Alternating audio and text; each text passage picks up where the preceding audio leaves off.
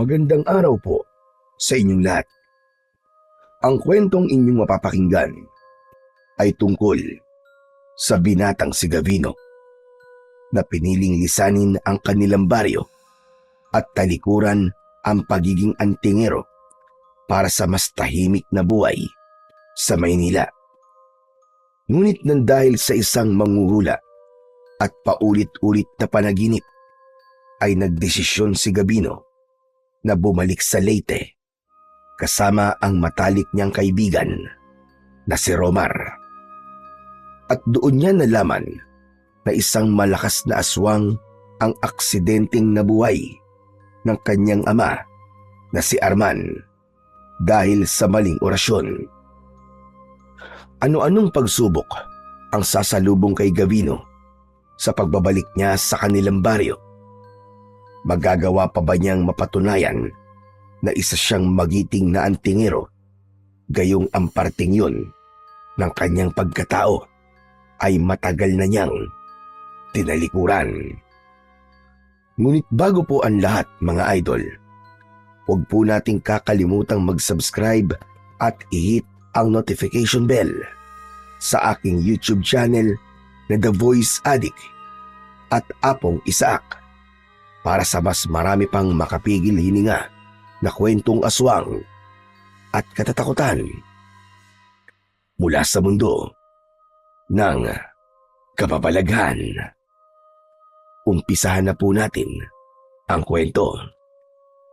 Hoy, pare! Ano ba? Walang iya.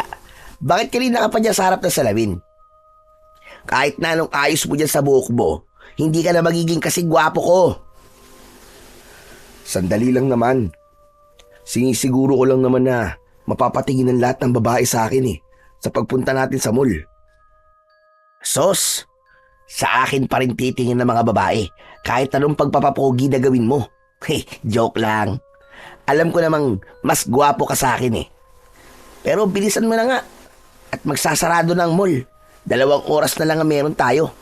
Sayang naman yung sale ngayon. Mahaba pa ang 2 oras. Saka, hindi naman malayo dito ang mall, no? Tsaka tapos na ako, kaya wag ka nang magalit. Tara na. Ay, sandali lang pala. May isusuot pa pala ako. Alin? Yung anting-anting mo? Ano pa ba? Alam mo namang hindi ako pwedeng lumabas nang hindi ko yung suot, no? Mula sa drawer na nasa ilalim ng salamin ay kinuha ng binatang si Gavino ang isang kwintas na may palawit na gawa sa tanso. Hugis at sulok yun na may mga nakaukit na simbolo. Isinabit niya yun sa kanyang leeg at saka siya umusal ng tahimik na orasyon. Alam mo, Gavino, minsan naiisip ko na isa kang mangkukulam dahil sa anting-anting mo na yan. Baka mamaya niyan dinadasalan mo na ako Sira ulo. Porke ba may anting-anting mangkukulam na kagad? Palibasa dito ka sa Maynila lumaki, kaya iniisip mo sa may mga ganito ay mangkukulam. Proteksyon lang to sa masasamang bagay sa paligid. Oo na. Masyado nang humahaba ang usapan natin. Tara na, umalis na tayo. At nasasayang lang ang oras. Natatawang lumabas si Gavino ng apartment na inuupahan nila ni Romar. Isinarado ni Romar ang pinto at agad nilang pinara ang isang tricycle. Nagpahatid sila sa mall na hindi naman kalayuan mula sa kanilang apartment. 5 taon nang naninirahan si Gavino sa syudad. 5 taon na rin ang nakakalipas nang piliin niyang umalis sa maliit nilang baryo sa Leyte. Sa lugar nila ay kilalang antingero si Gavino. Ang tatay niya ang nagturo sa kanya sa paggamit ng iba't ibang anting-anting, agimat at mutya. Nais ng tatay ni Gavino na sundan niya ang yapak nito. Nung una ay pinagbigyan niya ang kanyang ama, pero iba talaga ang nais niyang gawin. Gusto ni Gavino na mamuhay ng normal, kaya umalis siya sa baryo nila at nakipagsapalaran sa syudad. Sa syudad ay nakapasok si Gavino sa isang call center company at doon niya nakilala ang kaibigan niya na si Romar. Nang makarating sina Gavino at Romar sa mall, ay agad silang bumili ng mga nakasale na damit. Mas maraming binili si Romar, kaya nang lumabas sila ng mall, ay mas maraming bitbit na paper bag si Romar. Hindi na ako makapaghintay na masuot lahat ng mga sapatos na binili ko, pare. Lahat kasi magaganda tapos napakamura pa. Mura nga, pero marami ka naman binili, kaya magastos pa rin. Hindi ko nga alam kung bakit 4 na pares ng sapatos ang binili mo eh. Ano bang tingin mo sa sarili mo? Octopus? Kapag inggit, pikit na lang kasi. Huwag nang maraming sinasabi. Hoy, hindi ako naiinggit sa'yo, no? Okay na ako sa 2 sapatos ko. Saka alam mo naman na nagtitipid ako kasi kailangan ko magpadala ng pera sa amin kada buwan, di ba? Wala namang masama na i-treat mo ang sarili mo kahit paminsan-minsan, pare. Pinaghirapan mo naman ng perang kinikita mo, ah. Sa'yo kasi, hindi pa minsan-minsan. Ginagawa mong buwan-buwan. Oo nga pala, bukas, kailangan ko pala magpadala ng pera sa amin. Pare, napansin ko lang, panay ka padala sa inyo, pero hindi ko pa nakikitang umuuwi ka sa Leyte. Bakit ba parang ayaw mo yatang umuwi sa inyo? Hindi ba simula nang pumunta ka rito sa Maynila hindi ka pa umuuwi sa inyo kahit 1 beses? Ayokong umuwi ron. Kasi baka hindi na ako paalisin ng tatay ko. Pero sige, sasabihin ko na sa iyo ang dahilan pero huwag kang tatawa o mawiwirduhan ha. Hindi, promise. Ano ba yun? Ganito kasi yan, makinig kang mabuti. Ang tatay ko kasi ay isang kilalang antingero sa aming baryo. Ano? Antingero? Ibig sabihin malawak ang kaalaman niya sa paggamit ng mga anting-anting? Tama ka, Romar. Ganun nga. Binatilyo pa lamang ako nang simulan na akong turuan ng tatay ko sa paggamit ng mga anting-anting. Ang totoo nga niyan nakilala na ako sa aming baryo bilang mahusay na antingero. Sa maniwala ka man o sa hindi, naggagamot na ako sa amin gamit ang mga agimat. Wow! Parang si Mang Kepring lang pala ang peg mo, Gavino ah. Hindi ba ang sabi ko sa'yo ay huwag mo akong tatawanan? Ayoko na nga magkwento sa'yo. Pambira ka talagang tao ka, oh. Ito naman, masyado naman tampururot. Ituloy mo lang ang kwento mo, pare. Sige na, hindi na ako tatawa. Siguraduhin mong hindi ka natatawa, ha? Dahil di na ako magkikwento sa'yo kahit kailan. Hindi talaga, promise. So ayun na nga. Kahit kilala na ako sa baryo namin bilang isang magaling na antingero, parang hindi pa rin ako masaya. Parang may hinahanap pa rin ako Hanggang sa dumating sa punto na napagod. Kasi araw-araw may mga taong lumalapit sa akin para humingi ng tulong sa iba't ibang bagay. Gaya ng ano? Lumalapit sila kapag meron silang kakaibang sakit. O hindi kaya may gumagambala sa kanilang lamang lupa at espiritu. May isang beses pa nga na gusto nilang makipaglaban ako sa mga aswang. Alam mo kasi, may mga agimat na pwede kong gamitin sa pakikipaglaban sa mga aswang. Uy, ang astig naman pala ng ginagawa mo sa inyo, tol. Kung ako may ganyang kakayahan, hindi ako aalis sa baryo nyo. Ang sarap siguro sa pakiramdam na maraming humahanga sa'yo. Panigurado na marami ring mga chika bebe ang nagkakandara pa sa'yo, no? Hindi rin. Kapag ikaw ang nasa posisyon ko nun, ay baka parehas lang tayo ng ginawa. Napagod na ako talaga ng sobra nun. Kaya naman, nagdesisyon na akong umalis at magpakalayo-layo. Kaya nagpunta ako rito sa Maynila. Buti at hindi nagalit sa'yo ang tatay mo. Ang nangyari pala, matapos niyang ituro sa'yo ang lahat ng nalalaman niya, ay hindi mo rin naman pala gagamitin. Anong hindi nagalit? Halos isinumpa nga ako ng tatay ko nang sabihin kong ayoko na maging antingero eh. Ang sabi niya, hindi ko daw maaaring putulin ang pagiging antingero sa aming pamilya. Pero sinunod ko pa rin ang gusto ko, pare.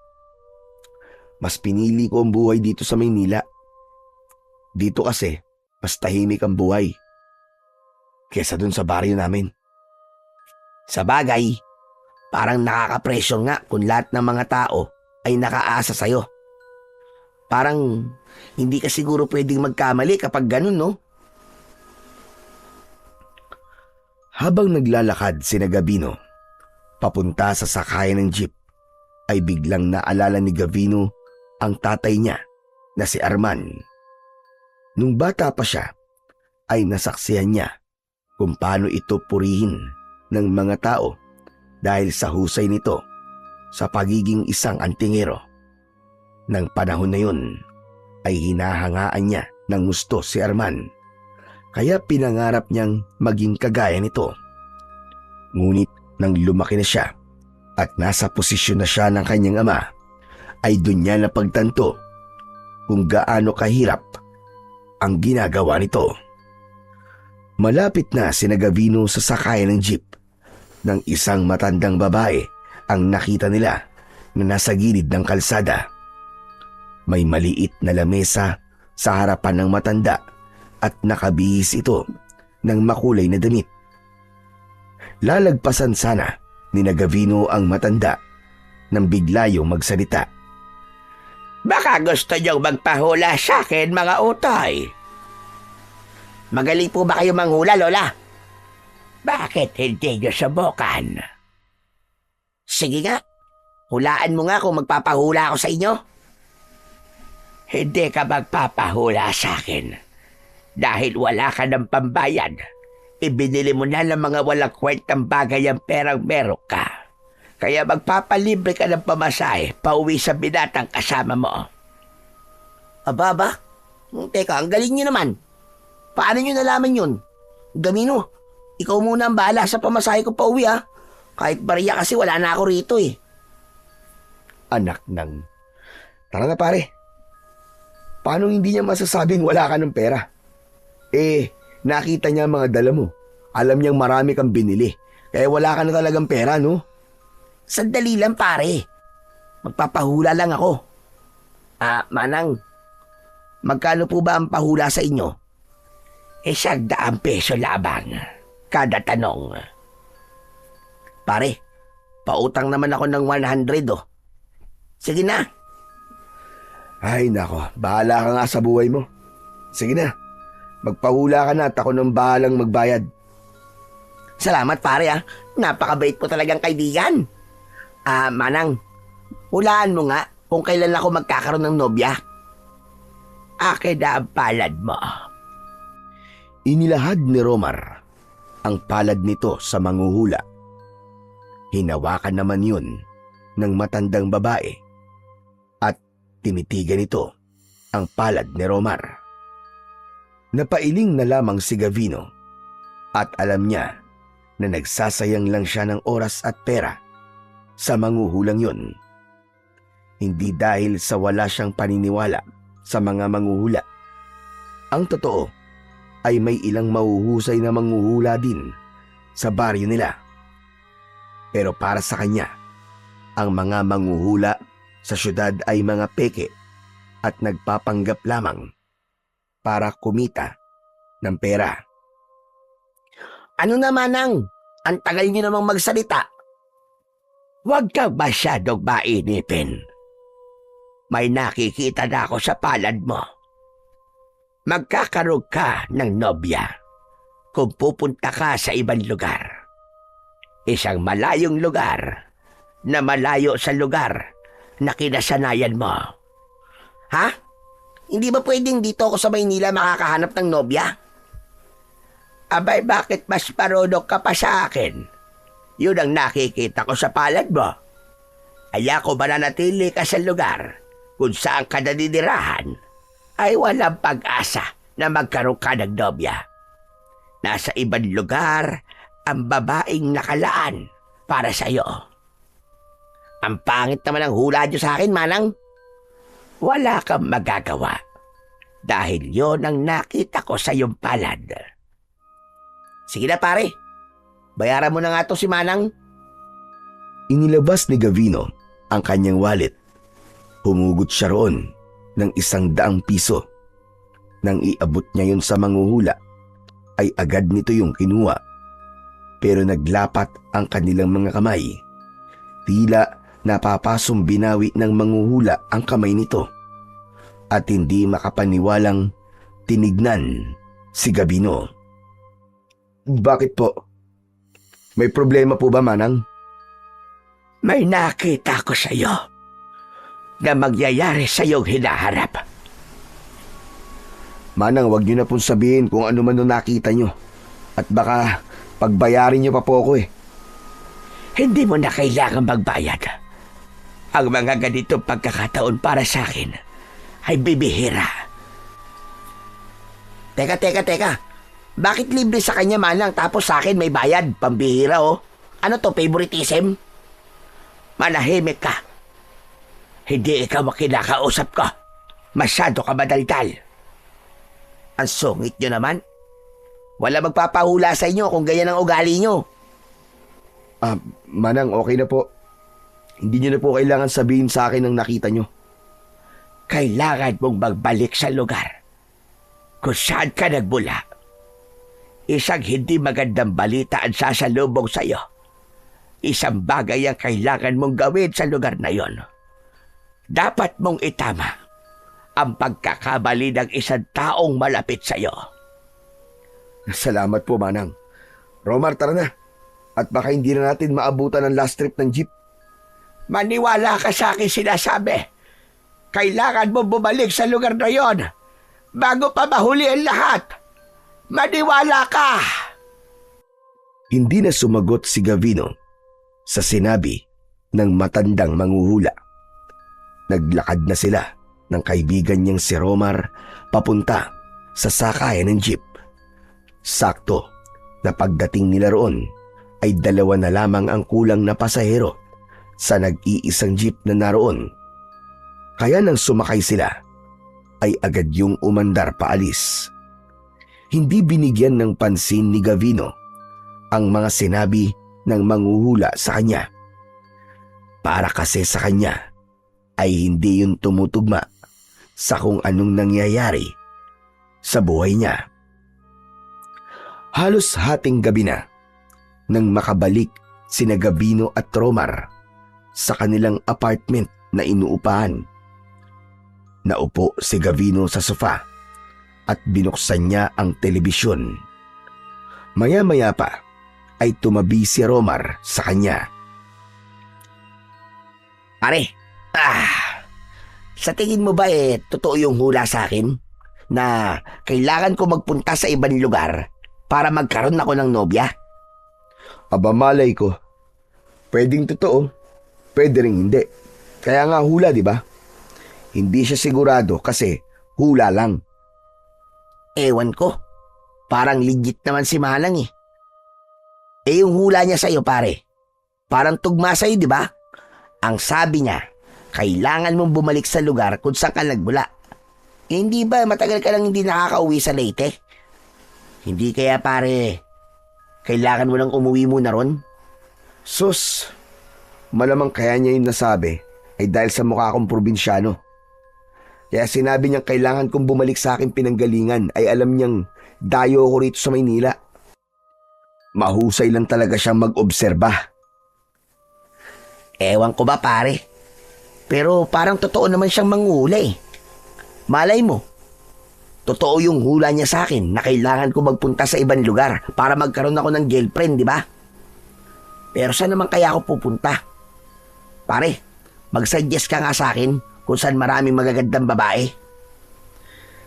Bahala ka sa buhay mo kung maniniwala ka sa manghuhulang yun. Basta ako, maliligo na ako at pagkatapos ay matutulog na. May pasok pa tayo bukas sa trabaho, kaya kailangan ko matulog ng maaga. Babay. Ang KJ mo talaga. Kaya hindi ka nagkaka-girlfriend eh. Ba't ikaw, meron na ba? Di ba wala rin naman? Aray ko. Talagang walang preno yung bibig mo, pare. Natatawang pumasok si Gavino sa banyo.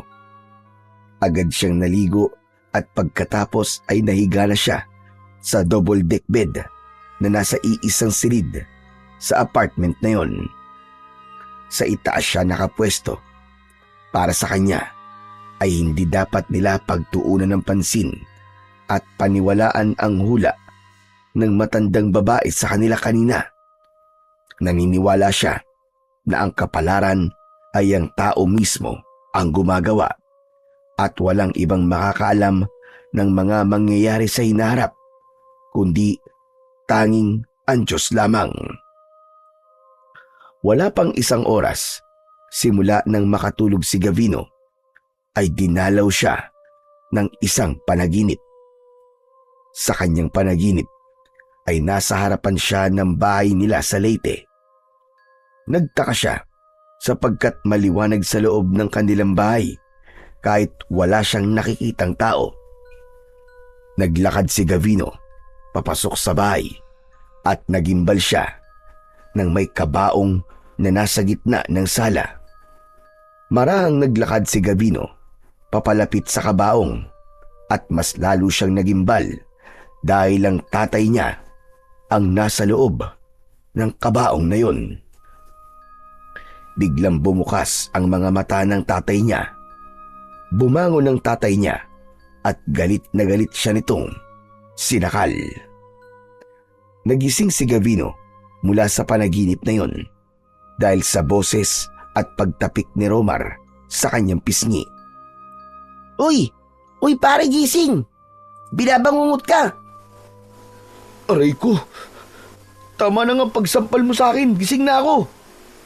Kanina pa kasi kita ginigising eh. Pero hindi ka magising-gising. Kaya pinagsasasampal na kita. Ano?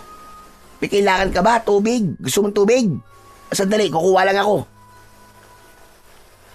Nagmamadaling lumabas si Romar ng kwarto. Pinagpapawisan ng malamig si Gavino habang malakas ang kabog ng kanyang dibdib. Hindi mawala sa utak niya ang maputlang muka ng tatay niyang si Mang Arman habang nasa kabaong yun. Maging ang pagsakal nito ay tila nararamdaman pa rin niya kahit panaginip lamang ang lahat. Bumalik si Romar na may dalang isang baso ng malamig na tubig. Agad yung kinuha ni Gavino at inubos.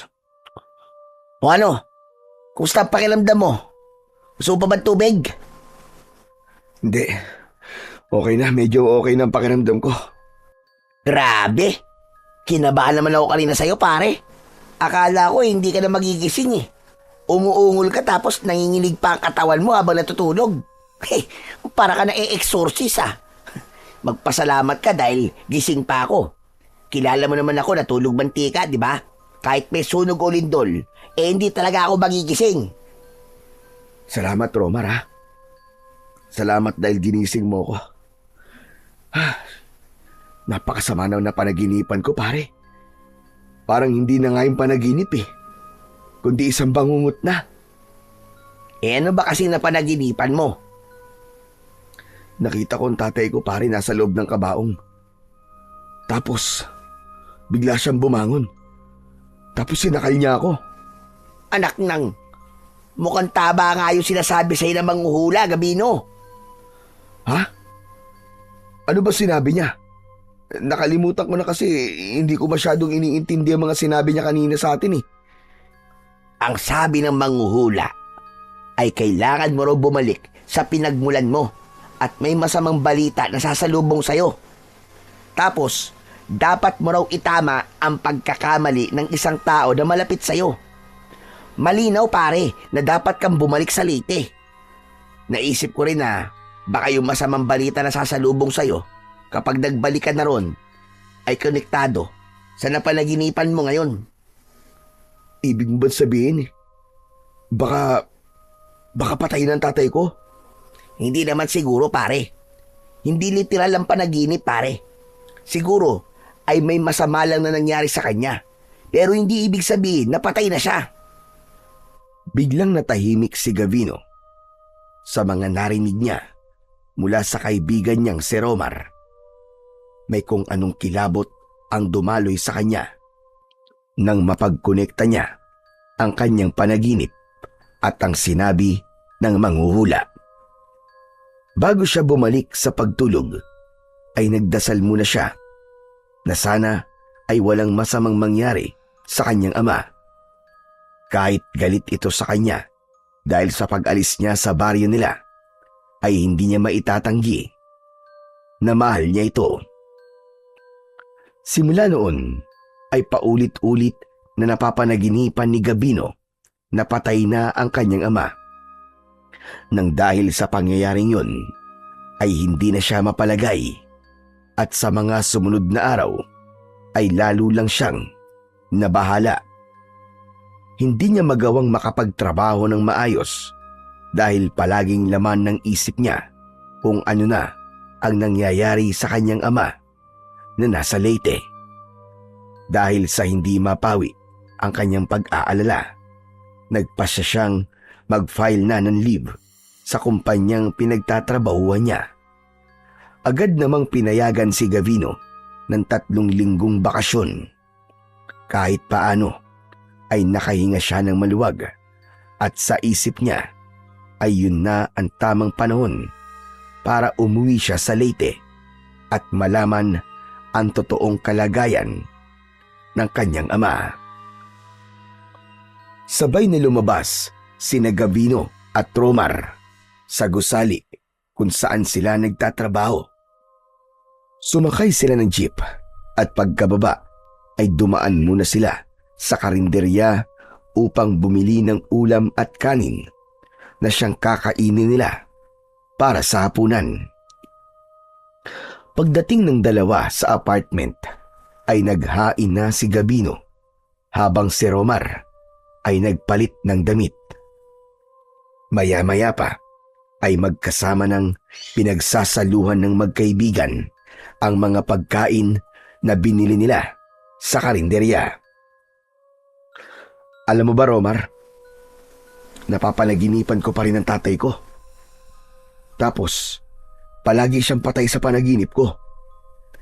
Pahiwatig kasi yan, pare. Kailangan mo na talagang umuwi sa Leyte para malaman mo kung ano ang nangyayari sa tatay mo. Hindi ba? Wala naman silang cellphone doon. Kaya hindi mo sila matatawagan o matext man lang. Kaya kung ako sa'yo, mag-leave ka na. Habaan mo na para makapag-banding na rin kayo ng tatay mo. Bumawi ka sa kanya kasi ang tagal mong hindi umuwi sa inyo eh. Ang totoo niyan, paring Romar, nag-file na ako ng leave. 3 linggo muna akong hindi papasok sa trabaho. Tama ka. Naisip ko rin na habaan ang araw na naroon ako sa amin para magkasama kami ni tatay ng matagal-tagal.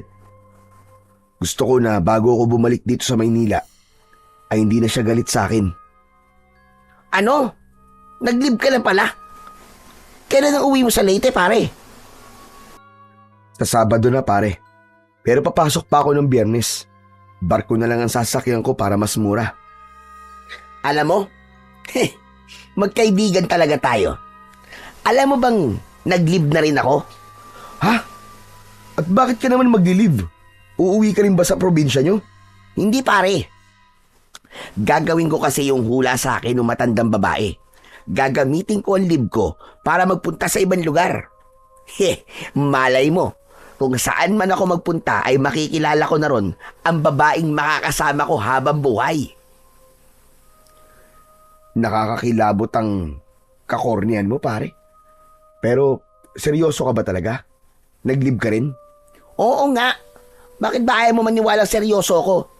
At seryoso rin ako na hahanapin ko sa ibang lugar ang susunod kong magiging nobya. Ay nako, bahala ka na nga. Kung yung trip mo sa buhay at sasayangin mo ang leave mo para sa paghanap ng nobya, ay hindi ako makikialam sa'yo. Suportahan mo na lang kasi ako, pare. Saan ka naman pala pupunta? Yun na nga eh. Wala pa akong maisip na lugar eh. Hanggang ngayon, nag-iisip pa rin ako. Saan kaya maganda, no? Teka. Hehehe, alam ko na. Alam ko na kung saan ako pupunta. Saan? Sa Leyte. Sasama na lang ako sa'yo, Gabino. Dalawa na lang tayo magpupunta sa Leyte. Mas makakatipid pa ako kasi libre ang titirang ko sa kapagkain. Pwede naman yun, di ba? Ibang lugar pa rin yun, dito sa Maynila. Romar, hindi ako uuwi sa amin para magbakasyon. Uuwi ako para masiguro kung ayos ang tatay ko ron. At para magkaayos na rin kaming dalawa. Istorbo ka lang dun. Di gawin mo ang gagawin mo ron. Ako naman, doon ako maghahanap na magiging nobya ko. Hindi ba sabi nila marami raw magaganda sa Leyte. Hindi na magagandang babae, kundi maganda rin ang mga pasyalan. O ano pare, pumayag ka na. Ayaw mo ba nun? Magkasama pa rin tayo sa live natin. Paniguradong masaya yon. Aray ko. Oo na. Pumapayag na ako. Alam ko naman kahit di ako pumayag, ipipilit mo pa rin ang gusto mo. Pero sasabihin ko na kagad sa'yo ngayon, mahina ang signal namin dun sa baryo dahil liblib dun. Tapos wala rong mga mall at iba pang bagay na meron dito sa Maynila. Baka mamaya mainip-inip ka ron tapos magaya ka na kagad umuwi. Hindi. Okay lang sa akin yung pare. Boy Scout kaya ako. Boy Scout.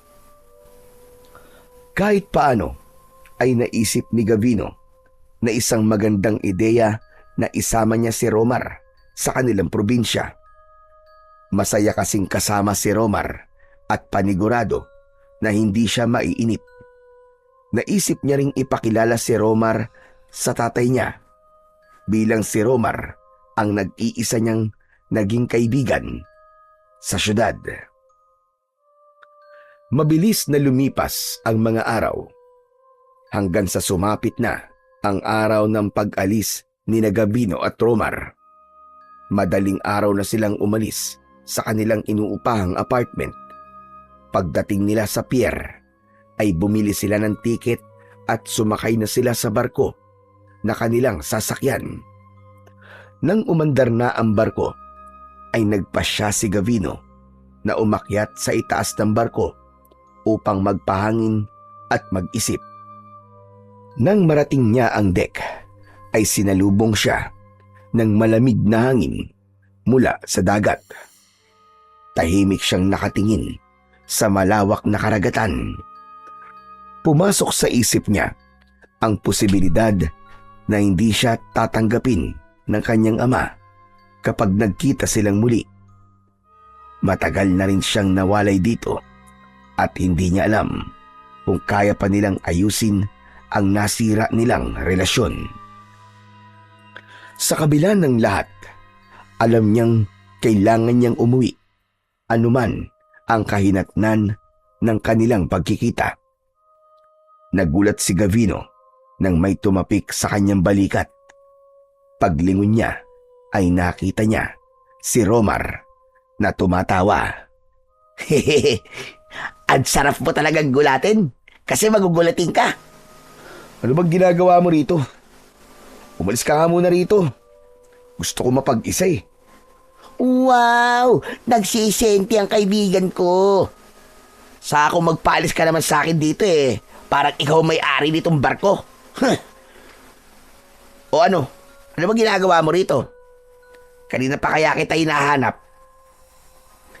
Iniisip ko lang kasi kung anong mangyayari kapag nakita ako ni tatay. Siyempre magiging masaya yun. Ang tagal nyo nang di nagkikita kaya paniguradong miss na miss ka na ng tatay mo. Duda ako sa sinabi mo na yan, pare. Hindi mo masasabi yan kung nakita mo lang kung gaano kagalit ang tatay ko nung nagpaalam ako sa kanya na magtutungo ako sa Maynila. Kulang na nga lang itakwil niya ako nun eh. Sinabi niya na sa pag-alis ko sa aming lugar ay para ko na rin tinalikuran ang pagiging anak ko sa kanya. Ilang taon na rin ang nakakalipas simula na mangyari yung pare. Malay mo, nawala na ang galit ng tatay mo sa'yo, di ba? Huwag ka na kasi munang mag-isip ng kung ano-ano. Saka mo na isipin yan kapag nasa harapan mo na mismo ang tatay mo. Ang mabuti pa ay kumain na muna tayo at nagugutom na ako. Hindi kasi tayo nakapag-almusal bago umalis, di ba? O sige, nagugutom na rin ako eh. Tara. Sumama si Gavino kay Romar sa pag-alis sa itaas ng barko. Pinilit niyang alisin ang mga bumabagabag sa utak niya ng sandaling yon at inihanda na lamang niya ang kanyang sarili sa kung anong maaaring mangyari kapag nakauwi na siya sa Leyte. Makalipas ang halos isang araw na paglalakbay sa dagat, sa wakas ay dumaong na ang barko sa pantalan ng Leyte. Agad na bumaba sina Gavino at Romar, bit-bit ang kanilang mga gamit. Sumakay sila ng bus. Pagkababa nila sa barko, nang makaupo na sila sa loob ng bus, ay doon na nila naramdaman ang pagod. Ay, grabe! Nakakapagod pala ang bumiyahe sa barko, pare. Dapat pala nag-eroplano na lang tayo. Hayaan mo na. Nakatipid naman tayo eh. Dito ka na lang magpahinga.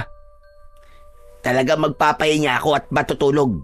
Hindi ako nakatulog ng maayos sa barko eh kasi iniisip ko, baka mamaya biglang lumubog eh. Loko ka talaga kahit kailan. Sige na, magpahinga ka na muna. Nang pumikit si Romar, ay tumingin naman si Gavino sa labas ng bintana. Maya-maya pa, umusad na ang bus. Habang pinagmamasdan ni Gavino ang dinadaanan nila, ay lalo lamang niyang naramdaman ang kaba dahil alam niya na paikli na ng paikli ang distansya niya sa kanyang ama. Matapos ang ilang oras na biyahe, ay nakarating na sina Gavino at Romar sa isang maliit at liblib na baryo sa Leyte. Habang naglalakad sila papunta sa bahay doon ni Gavino, ay hindi napigilan ni Gavino ang maluha dahil sa samot-saring mga alaala na bumalik sa kanyang isipan. Sa lugar na yun siya ipinanganak at nagkaroon ng isip. Akala ko nagbibiro ka lang nung sinabi mong liblib tong baryo nyo, pare. Akala ko sinabi mo lang yun para hindi na ako sumama. Pero hanep, totoo pala. Parang ito lang ang nag-iisang baryo sa lugar na to eh. Sabi ko naman kasi sa'yo, di ba? Akala mo kasi palagi ako nagbibiro eh. Tapos, wala na rin signal ang cellphone ko oh. Kahit isang bar, wala eh. Masyado kasing malayo ang baryong to sa bayan, kaya ganun. Pero, pare, malayo pa ba tayo sa bahay nyo? Medyo malapit na pare. Nasa bandang dulo pa kasi ang bahay namin eh. Eh di malayo pa pala. Ay, gusto ko na magpahinga. Pagod na ako. Ang sakit na ng mga paa ko kakalakad eh. Sa gitna ng paglalakad ni Gavino ay isang matandang lalaki ang kanilang nakasalubong. Kilala ni Gavino ang naturang matanda. Yun ay si Mang Sandro, na kilalang manggagamot sa kanilang lugar. Bumakas ang gulat sa muka ni Mang Sandro pagkakita kay Gavino na parabang nakasalubong ito ng multo sa gitna ng katirikan ng araw. Mang Sandro! Mang Sandro! Kumusta na po? Ang tagal na po ng huli nating pagkikita. Gavino! Gavino, ikaw ba yan, iyo? Opo, ako nga po ito, Mang Sandro. Bakit parang gulat na gulat po kayo? Ang akala niyo po ba hindi na po ako babalik dito? Yun ang akala ko. Nasabi kasi sa akin ni Arman na mas pinili mo ang syudad kaysa sa ating baryo. Ibig sabihin ba mananatili ka na rito? Hindi po, Mang Sandro. 3 linggo lang po siguro ako rito. Ay, Mang Sandro, si Romar nga po pala, kaibigan ko. Romar, siya si Mang Sandro. Siya ang pinakamagaling na manggagamot dito sa amin. Kahit anong sakit, hulam o barang, kayang-kaya niyang gamutin yun. Talaga? Marunong po ba kayong manggayuma, Mang Sandro? Huy, tumigil ka nga, Romar. Hindi gumagawa ng ganyang mga bagay si Mang Sandro. Tumutulong lang siya at hindi siya namemerwisyo sa ibang tao. Nagtatanong lang naman eh. Nagagalit ka na kagad dyan. Oo nga pala, Mang Sandro. Si tatay po, nasan po siya? Nasa bahay po ba siya? Naroon, sa bahay nyo. Pero huwag ka sanang magugulat sa lagay ng tatay mo ngayon. Ho? Bakit po? Ano pong ibig niyong sabihin? Ano po ba nangyari kay tatay? Mas mabuti pa sigurong magtungo ka na sa bahay nyo at ang tatay mo ang mismong magsasabi sa'yo. Sige po. Mauna na po kami. Salamat po. Inaya na ni Gavino ang kaibigan niyang si Romar na umalis. Habang naglalakad siya papunta sa bahay, ay hindi niya maiwasang kabahan para sa kanyang ama. Hindi nagtagal ay nasa harapan na sila ng isang bahay na gawa sa plywood ang dingding at pawid ang bubong. Meron yung katamtamang laki at nakatayo yun sa malawak na bakuran na nasa harapan ay may isang puno ng kaimito. Nakabukas ang pinto kaya pumasok na sina Gabino at Romar nang hindi kumakatok. Nagmamadaling tinungo ni Gavino ang kwarto ng kanyang tatay at hindi niya napigilan ang mapaluwa nang makita ang tatay niyang si Arman na nakahiga sa papag habang natutulog.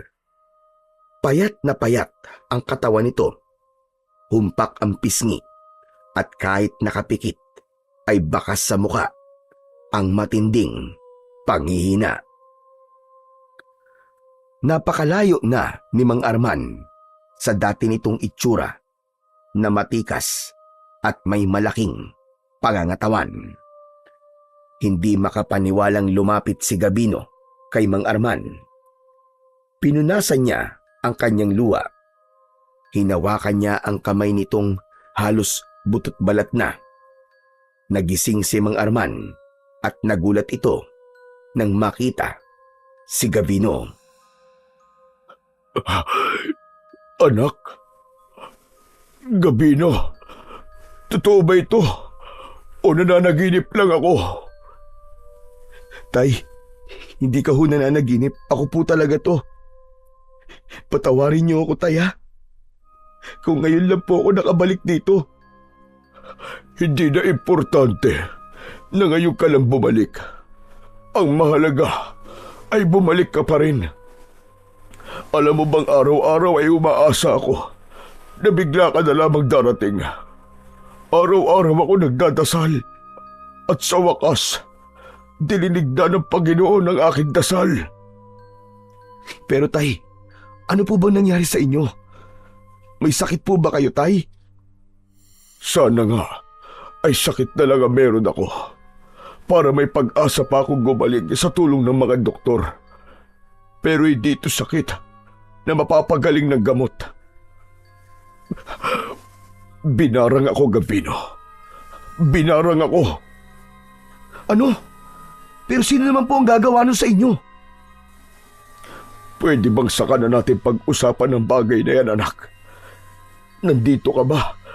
Dahil dito ka na ulit maninirahan, anak? Hindi po, tay. Baka 3 linggo lang po ako rito. Ganun ba? Ang akala ko ay hindi ka na aalis. Yun po ang una kong plano. Pero nang makita ko po ang kalagayan nyo, ay baka hindi po muna ako umalis, tay. Hindi ko po kayo kayang iwan ng ganyan ho kayo. Gabino, anak.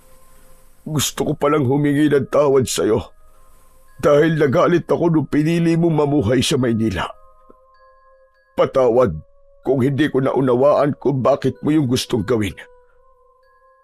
Bilang ama mo, dapat ay ako ang unang nakakaintindi sa'yo, anak. Patawarin niyo rin po ako, tay, kung iniwan ko po kayo rito na mag-isa. Kung hindi po siguro ako umalis, hindi po mangyayari sa inyo to. Wala ka dapat ihingi ng tawad sa akin, anak. Ako ang may kasalanan sa'yo. Ah, oo nga pala. Sino ang kasama mo? Tay, siya nga pala, kaibigan ko po si Romar. Siya po ang nag-iisa kong kaibigan sa Maynila. Lumapit si Romar at ngumiti. Inilahad nito ang isa nitong kamay at mabagal na nakipagkamay dito si Mang Arman. Maraming salamat. Dahil kinaibigan mo si Gabino. Ang totoo, wala siyang kaibigan dito sa aming lugar. Dahil mahirap para sa kanya ang magtiwala. Wala pong anuman at mabait naman po si Gabino, sir. Kaya madali ko po siyang nakasundo. Oo nga pala. Nagugutom ba kayo? Sandali lang at magluluto lang ako ng pagkain. May saging pa riyan. Ipiprito ko na lamang yon. Tay, wag na po kayong kumilos. Hindi pa naman po kami nagugutom ni Romar eh. Huwag kang mag-alala. Kahit ganito ang aking katawan ay kaya ko pang kumilos kahit papano. Isa pa, pakiramdam ko mas lalo ko nangihina kapag nakahiga lang ako. Tay, wag na po kayong tumayo. Okay lang ho kami. Magpapahinga na lang po muna kami ni Romar. Maayos pa po ba yung kwarto ko sa kabila? Palaging malinis ang kwarto mo, anak, dahil iniisip kong baka bigla kang dumating. O sige na, magpahinga na muna kayong dalawa. Alam kong nakakapagod ng pagbiyahe niyo mula Maynila. Bago lumabas si Gavino sa kwarto ni Mang Arman, ay niyakap muna niya ito ng maigpit. Nang nasa kabilang kwarto na sila ni Romar, ay doon na pinakawalan ni Gavino ang luhang kanina pa niya pinipigilan. Pinigilan niya ang mapahagulgol dahil ayaw niyang marinig yun ng kanyang ama. Lumapit naman si Romar kay Gavino. Tinapik nito ang kanyang likod at hinayaan lang siya nitong umiyak. Nang medyo kumalma na siya, ay doon na siya nagsalita ng mahina. Napakawalang kwenta kong anak, pare. 5 taon kong tiniis na hindi makita ang tatay ko. Kung kahit paano sana binisita ko siya, ay baka hindi ito nangyari sa kanya. Huwag mo sisihin ang sarili mo, pare. Hindi mo kagustuhan na nangyari sa kanya. Pero ano na ang plano mo ngayong nalaman mo na ang kalagayan ng tatay mo? Babalik ka pa ba sa Maynila? Sa totoo lang, hindi ko pa alam, pare. Pero gusto ko muna makasiguro na maayos ang lagay ni tatay bago ako umalis dito. Gusto ko siyang ipatingin sa ospital sa bayan. Baka kasi hindi naman siya binarang eh. Baka may sakit siya na kayang magamot ng mga doktor. Maganda yung naisip mo, pare. Pero saka na tayo mag-usap. Magpahinga na muna tayo. Mabuti pa nga. Pagod na din ako. Nahiga na sina Gavino at Romar sa papag. Naunang nakatulog si Romar, habang si Gavino naman ay patuloy na iniisip kung ano ang totoong nangyari sa tatay niya at kung bakit bumagsak ng ganon ang katawan nito. Gabi na nang magising si Gavino. Wala na sa tabi niya si Romar. Lumabas siya ng kwarto at nakita niya si Mang Arman nakausap ang kaibigan niyang si Romar sa sala. Sabay na napatingin ang dalawa sa kanya. O anak, mabuti naman at gising ka na. Ikaw na lang ang hinihintay namin para maghapunan na tayo. Dapat po nauna na kayong kumain eh. Ayoko kasing palampasin ang pagkakataong ito na makakasabay ka ulit sa hapunan, anak. Tara na sa kusina para makakain na tayo. Niluto ko ang paborito mong nilagang baboy. Alam niyo pa rin po pala kung ano po ang paborito kong ulam, tay ha? Magkakasabay na nagtungo ang tatlo sa kusina. Maya-maya pa ay magkakasabay na silang kumain. Nga pala, natutuwa ko malaman na malapit ka na palang ma-promote sa trabaho mo, anak. Mukhang napaganda ang buhay mo sa Maynila. Paano niyo po nalaman yun, tay? Ako nagkwento sa kanya, pare. Romar ha, ba kung ano-ano nang sinabi mo kay tatay tungkol sa akin? Huwag kang mag-alala. Wala akong sinabi na ikasisira mo. Kilala mo ko, pare. Kailan ba kita nilaglag? Gabino anak, totoo rin ba na may nanghula sa'yo na kailangan mong bumalik dito? Kaya ka nandito ngayon? Opo tay, totoo po yun. Saka ilang beses ko po napanaginipan, napatay na po kayo. Kaya naisip ko pong bisitahin kayo rito, tay. Kung hindi ka pala nahulaan ng ganun at hindi mo ako napanaginipang patay, ay di ka na babalik dito, tama ba? Hindi naman po sa ganun, tay. Ang totoo po niyan ilang beses ko na rin pong naisip na bisitahin kayo. Kaya lang po palagi ko pong naiisip na baka galit pa rin po kayo sa akin hanggang ngayon. Ayoko po kasing uuwi rito tapos mag-aaway lang po tayo. Ganun ba? Naiintindihan naman kita, anak. Pero totoo na naiintindihan ko na kung bakit mo ginustong umalis dito sa atin, anak. Masyado ka nang napagod sa mga nais na mga tao na gawin mo. Ginusto kong maging kagaya kita.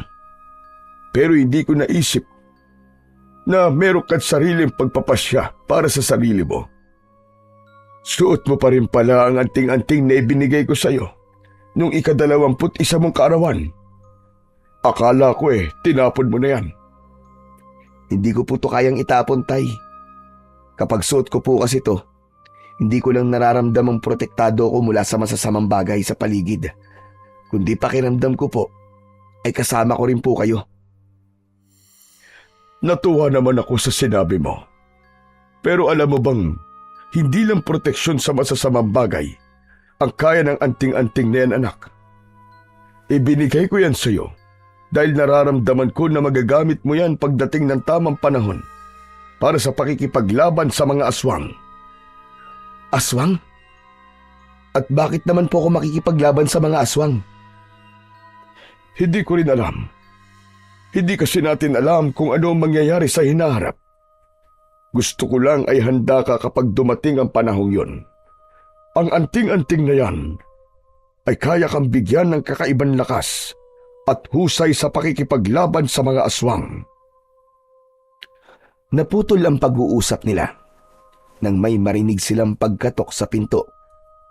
Si Gavino ang tumayo para buksan yon at nakita niya si Mang Sandro sa labas. May dala yung isang bayong. Oh, magandang gabi po, Mang Sandro. Ano pong sadya nyo? Ang tatay mo ang sadya ko, Gabino. Nasa loob po siya. Pasok po kayo. Tay, nandito po si Mang Sandro. Pumasok si Mang Sandro at dumiretso na ang matanda sa kusina. Kapansin-pansin ang pagkabahala sa muka ni Mang Arman. Mang Sandro, pwede bang sa ibang araw ka na lamang bumalik? Hindi maaari, Arman. Alam mo naman na tuwing ganitong araw ay kailangan kitang orasyonan at gamutin. Sandali lang po. Tungkol po ba to sa pagbarang kay tatay? Oo, linggo-linggo ay kailangan kong bigyan ng orasyon ang tatay mo. Masyadong malakas ang barang sa kanya at kung hindi ko ito gagawin, ay baka mamatay siya. Mang Sandro naman, huwag niyo naman pong takutin ang anak ko. Bakit? Hindi yung ba sinasabi sa anak mo kung gaano kaseryoso ang nangyayari sa'yo? Teka. Ano po bang nangyayari kay tatay? Ano po ba talaga ang lagay niya? Mang Sandro, ikaw na ang bahalang magsabi ng lahat kay Gabino. Binabarang ang tatay mo, Gabino. Malakas ang aking hinala na ang hanagob na si Dungaw ang gumagawa nun kay Arman. Hanagob? Ano pong hanagob? Isang uri ng malakas na aswang ang hanagob.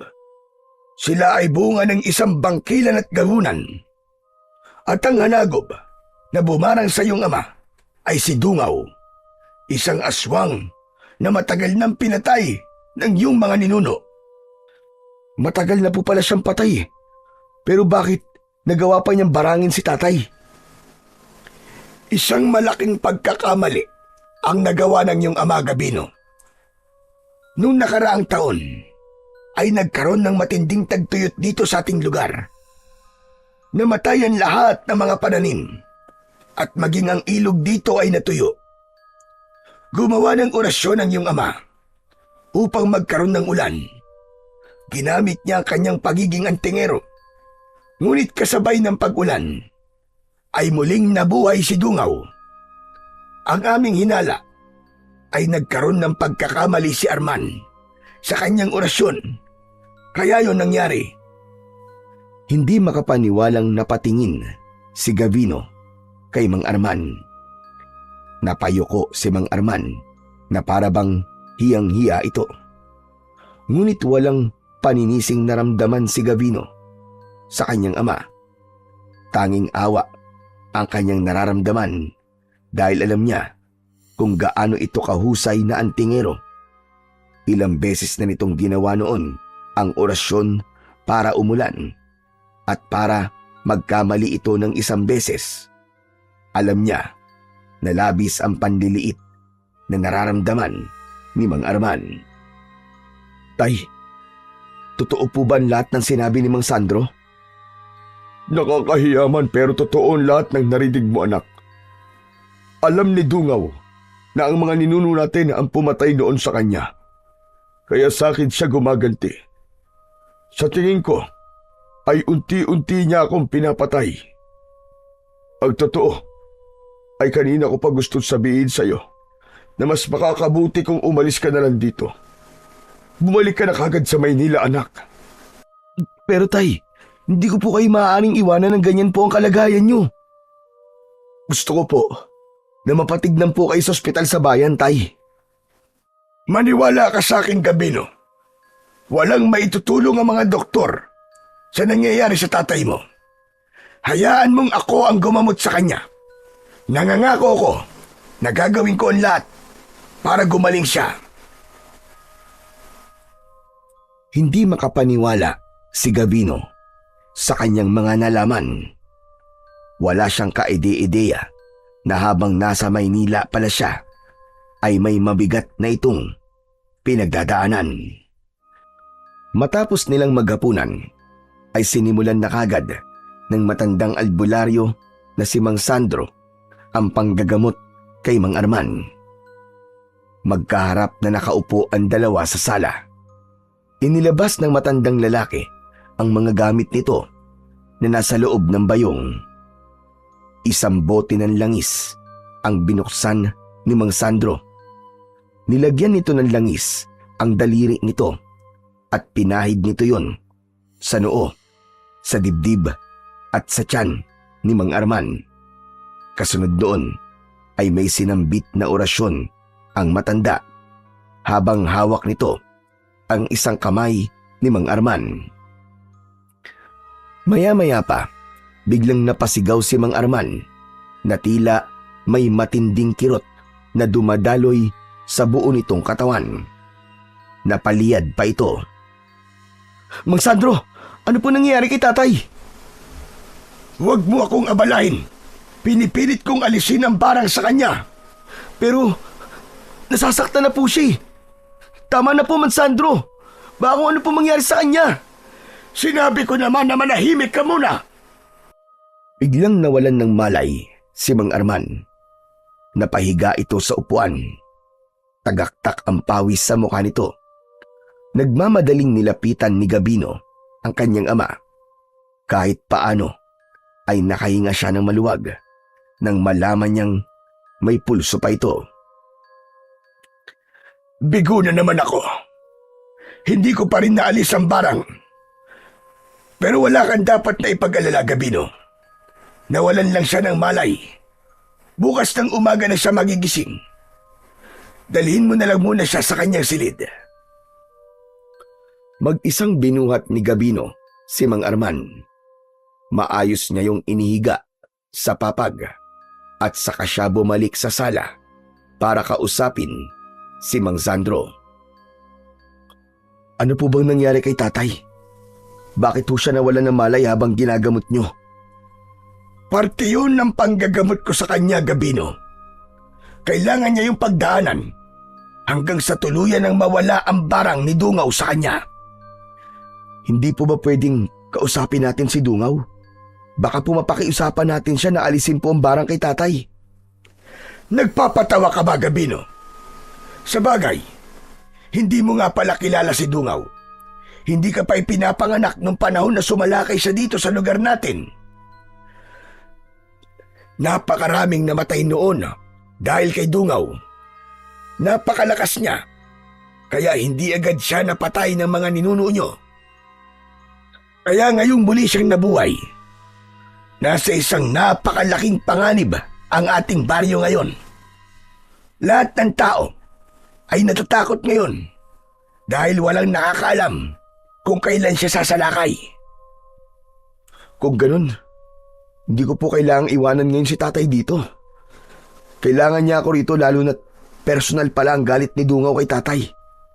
Baka bigla na lamang siyang umatake rito at patayin po niya si tatay.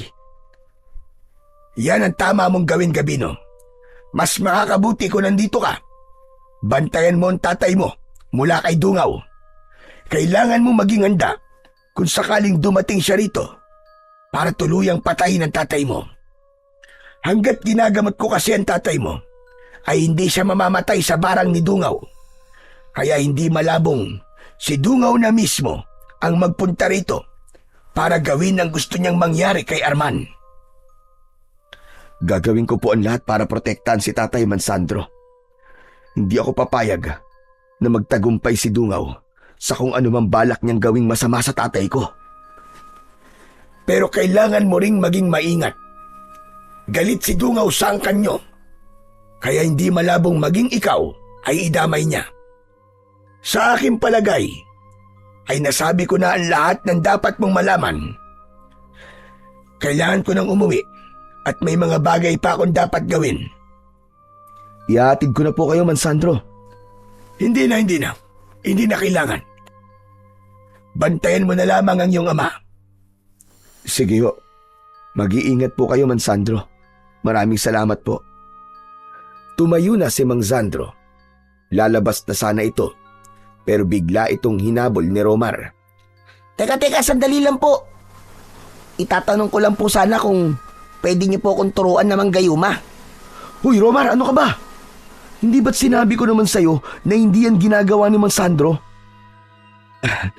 Pasensya na po kayo sa kaibigan ko, Mang Sandro, ha. Makulit lang po talaga yan. Sasagutin na kita para manahimik ka na. Marunong akong gumawa ng gayuma. Ang totoo ay meron akong aklat sa paggawa niyan. Pero hindi ko yan ginagawa dahil ayokong gamitin ang aking kaalaman para diktahan ang damdamin ng isang tao. Ganun po ba? Sige po, naiintindihan ko. Matapos yun, ay tuluyan ng umalis si Mang Sandro. Pagkasarado ni Gavino sa pinto, ay napailing siya, sabay napatingin kay Romar. Pare, mabuting manggagamot si Mang Sandro. Kahit marunong siyang mangkulam at gumawa ng mga gayuma, ay hindi niya yung ginagawa. Sinubukan ko lang naman kasi baka matulungan niya ako. Bakit ba kasi gustong-gusto mo magkaroon ng gayuma? Pambihira ka, oo. Malay ko sa'yo. Siyempre, para kapag may natipuan akong babae rito sa inyo, ay gagayumahin ko na agad para hindi na siya makawala sa akin. Sira ulo. Mali ang iniisip mo, pare. Masarap pa rin sa pakiramdam na mamahalin ka ng isang tao ng bukal sa kanilang puso at hindi dahil sa ginayuma mo siya. Saka, may expiration date ang gayuma. Paano kung mawala na ng bisa? E di iiwan ka na niya tapos ikaw, iiyak ka na lang. E di ang labas mo, kawawan Romar. Sa bagay, may punto ka naman pare. Pero teka, maiba ko. Totoo ba yung mga sinabi ni Mansandro? Yung, anagob?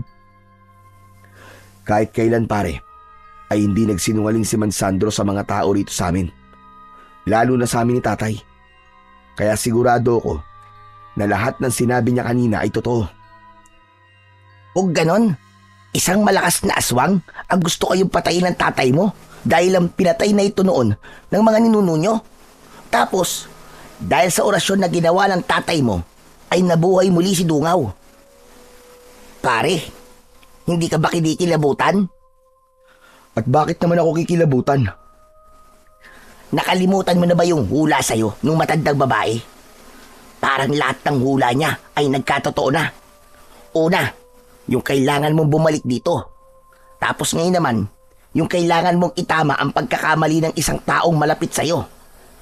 Nakukuha mo ba ang ibig kong sabihin, pare? O baka gusto mong ipaliwanag ko pa sa'yo? Hindi mo na kailangang ipaliwanag sa akin, Romar. Alam ko na ang ibig mong sabihin. O di ba? Magaling talaga yung manghuhula na yun. Kaya naniniwala rin ako na dito sa lugar na to ko, makikilala ang magiging girlfriend ko. Oo na. Magaling nga yung manghuhula na yun. Pero maliligo lang muna ako tapos matutulog na. Saka na tayo mag-usap tungkol sa bagay na yan. Pumasok si Gavino sa kanyang silid. Kumuha siya ng tuwalya at nagtungo na siya sa banyo na nasa likod ng bahay nila para doon maligo. Makalipas ang ilang minuto ay tapos nang maligo si Gavino. Bumalik siya sa kwarto para magbihis. Habang nagbibihis ay naramdaman niya ang pag-init ng medalyon na nakasabit sa kanyang leeg. May kakaiba siyang naramdaman sa paligid. Tila nagbibigay ng kung anong babala ang kanyang anting-anting. Pare, dito ka lang ha. O bakit? May pupuntahan ka ba? Basta, kahit na anong mangyari huwag kang lalabas ng kwartong to. May kakaiba ako nararamdaman sa paligid. Nagtungo si Gavino sa kusina. Kinuha niya ang matalas na itak na nakalagay doon at saka siya lumabas ng bahay. Tumayo siya sa harapan ng pinto habang sinusuyod ng kanyang mga mata ang buong paligid. Sino nandyan? Sino nandyan? Magpakita ka sa akin! Nararamdaman kita! Lumabas ka! Mula sa itaas ng puno ng kaimito ay isang nakakatakot na nilalang ang tumalon. Isa yung nilalang na noon lamang nakita ni Gavino. Yun ay aswang na may malaking pangangatawan. Kulay itim ang balat at may dalawang sungay sa noo. Puro puti ang mga mata at maging ang mahaba nitong buhok ay puti rin ang kulay. Hindi natinag si Gavino sa kanyang kinatatayuan. Hindi siya nagpakita ng kahit konting takot kahit sa loob niya ay labis ang kaba na kanyang nararamdaman. Sino ka? Ikaw ba si Dungaw? Ako nga. At marahil ikaw ay si Gavino, ang nag-iisang anak ni Arman. Anong ginagawa mo rito? Kung nandito ka para patayin ng tatay ko, ay mas mabuti pang wag mo nang ituloy ang binabalak mo. Hindi ako papayag na saktan mo siya. Kailangan mo muna akong harapin. Nakakatawa ang pagtatapang-tapangan mo. Hindi ako natatakot sa'yo. Amoy na amoy ko ang takot mo. Sinasabi nang hindi ako natatakot sa'yo eh. Ano pa ba kasing gusto mo sa tatay ko ha? Hindi ba? Dapat ay magpasalamat ka pa sa kanya. Kundi dahil sa kanya, ay hindi ka babangon sa hukay mo. Wala akong dapat na ipagpasalamat sa iyong ama. Ang lahi niyo ang pumatay sa akin. Kaya nararapat lamang na ganun ang gawin ko sa inyo. At hindi ako titigil hanggat hindi kayo nauubos. Umalis ka na ritong demonyo ka. Bago pa kita patayin, Dungaw. Huwag mo akong minamaliit dahil hindi mo alam kung anong kaya kong gawin. Aalis ako. Hindi dahil sa sinabi mo. Aalis ako dahil may tamang panahon para harapin kita at patayin. Kayo ng iyong ama. Papatayin ko kayong dalawa dahil kayo na lamang ang natitira sa angkan ng mga pumatay sa akin noon. Isang malakas na halakhak ang pinakawalan ng aswang na si Dungaw at sa isang kisap mata ay nawala na yon sa paningin ni Gavino. Luminga siya sa paligid pero hindi niya na nakita pa ang aswang. Nang masiguro niyang wala na si Dungaw ay saka siya bumalik sa loob at saka isinarado ang pinto. Sinilip ni Gavino si Arman sa silid nito at nakita niyang mahimbing pa rin ang tulog ng kanyang ama. Matapos yun ay saka siya bumalik sa silid nila ng kaibigan niyang si Romar. Naabutan niya si Romar na nakasiksik sa isang sulok habang may hawak na kutsilyo. Nanginginig ito at bakas sa muka ang takot. Ano pare? Umalis na ba si Dungaw? Umalis na ba siya? Oo pare, wala na siya. Teka, ano bang ginagawa mo dyan? Sumilip kasi ako sa bintana pare. Nakita ko si Dungaw habang kausap mo siya. Sa totoo lang pare, kanina hindi pa rin ako naniniwala sa mga sinabi ni Mang Sandro Pero nang makita ko si Dungaw ngayon, nagbago na ang isip ko pare. Totoo nga mga aswang pare. Totoo mga aswang. Kaya pala may kutsilyo kang hawak Akala mo siguro aatakihin niya tayo rito sa loob, ano? Oo pare. Pero ang lakas ng loob mong hamunin siya kanina na para bang marunong ka makipaglaban sa aswang. Bakit pare? Kaya mo bang makipagsuntukan sa halimaw? Kahit wala akong kasanayan sa pakikipaglaban, ay haharapin ko pa rin siya. Hindi ako papayag na magtagumpay siya sa pagpatay sa amin ni tatay. Saka hindi ba, meron akong suot na anting-anting. Ang sabi ni tatay sa akin ay magagamit ko to para makipaglaban sa mga aswang.